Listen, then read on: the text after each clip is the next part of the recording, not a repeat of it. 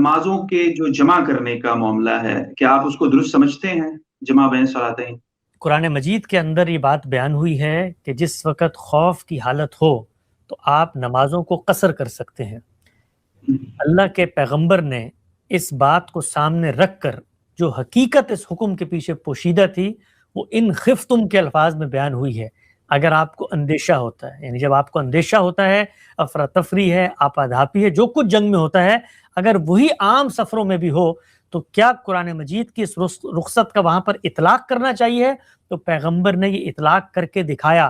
اسی کو اس مثال سے بھی سمجھ لیں جو آپ نے پہلا سوال کیا تھا، یہ جب مجھ تک پہنچتی ہے یہ بات کہ پیغمبر نے عام سفروں میں بھی اس کا اطلاق کیا اور میں اس پر مطمئن ہو جاتا ہوں، تو اب میرے لیے انحراف کی کوئی گنجائش موجود نہیں ہے۔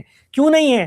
کہ پیغمبر نے جو کام کیا وہ دین کی اصل ہدایت کو سامنے رکھ کر کیا، اور جب بھی کوئی ہدایت دی جاتی ہے اس کی حقیقت مطلوب ہوتی ہے۔ تو جو حقیقت جنگ کے موقع پر اس رخصت کی تھی، پیغمبر نے عام سفروں میں بھی، وہاں پر بھی افراتفری ہوتی ہے، آپادھاپی ہوتی ہے، سفر کی آپ کو تکلیفیں مشقتیں اٹھانی پڑتی ہیں، آپ نے اطلاق کر دیا۔